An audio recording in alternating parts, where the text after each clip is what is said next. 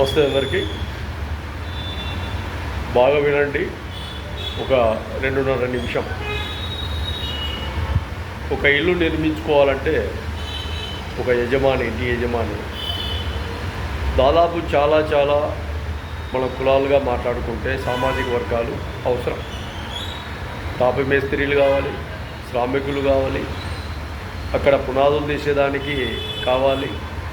అదేవిధంగా ఐరన్స్ వస్తే ఐరన్స్ను చుట్టాలి, స్లాబ్ను కట్టాలి.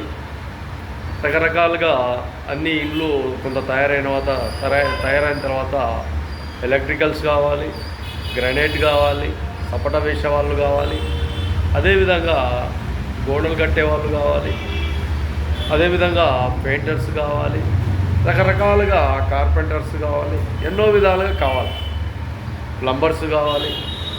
వీళ్ళందరూ ఇన్ని విధాలుగా ఒక ఇంటి కోసం శ్రమిస్తే ఇల్లు అయిపోయిన తర్వాత ఇంటి యజమాని ఇంట్లో ఉంటే ఓకే, ఇల్లు వేరే వ్యక్తులకు బాడెకు ఇవ్వాలి, రెంట్కి ఇవ్వాలి అని ఆలోచన చేస్తాము. అలాంటప్పుడు కొంతమంది విధవలు మరి వాళ్ళను విధవదనాల ఇంకా తక్కువ వాళ్ళను దేంతో కొట్టాలనో అది ప్రజలే డిసైడ్ చేసుకోండి. ఎస్సీలకు బోర్డులు పెట్టి, టూలెట్ బోర్డు పెట్టి ఎస్సీలకు మేము ఇల్లు ఇవ్వము రెంట్కు, ఎస్టీలకు ఇల్లు రెంట్కి ఇవ్వమని కొన్ని బోర్డులు పెట్టారు. ఆల్మోస్ట్ వాటిపైన కేసులు కూడా నమోదైనాయి. ఎక్కడైనా కానీ అవమానకరమైన విషయాలలో చాలామంది ఈ మధ్య పాల్గొంటారు. అలాంటి ఒకసారైనా ఆలోచన చేయాలి కదా. ఎవరు ఈ ఇల్లు కట్టింది, మనకు ఎవరు ఈ ఇల్లు నిర్మించింది? ప్రతిరోజు నీ ఇంటి ముందు ఉన్న డ్రైనేజీని ప్రతిరోజు ఏ కులం వ్యక్తులు నీ డ్రైనేజీని క్లీన్ చేస్తారు?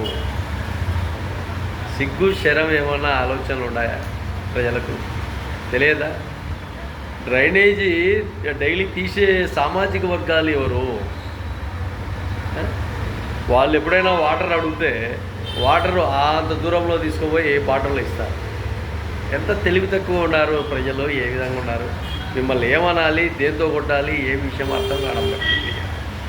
ఇంత చులకన భావన ప్రజాస్వామ్యంలో ఉంటే మరి నీకు డ్రైనేజీ క్లీన్ చేయాలంటే లోపల నీకు ఏదైనా డ్రైనేజీ స్టక్ అయితే దాని మీద ఎవరు క్లీన్ చేయాలా, ఎవరు చేయాలా? ప్లంబర్స్ అన్ని విధాలుగా రెడీ చేసి ఓకే చేస్తారు. మీరు పైన స్లాబ్ మీద పెద్ద ట్యాంకులు ఏర్పాటు చేసుకుంటారు. క్లీన్ చేసేది ఎవరు? ఆ ట్యాంకులు నిర్మించేది ఎవరు?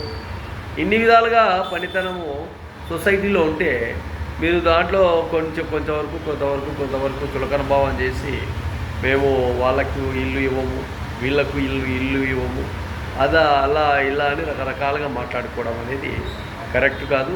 బాగా ఆలోచన చేయండి, పద్ధతి కాదు. ఎంతవరకు ఎన్ని విషయాలలో ఇట్లాంటి ఆలోచనలు చేసుకుంటే కరెక్ట్గా ఉండదు. ప్రజాస్వామ్యంలో బాగుండాలని కూడా క్లారిటీగా చాలా వరకు ప్రజాస్వామ్యంలో ఉండే వ్యక్తులందరికీ తెలియజేస్తాం.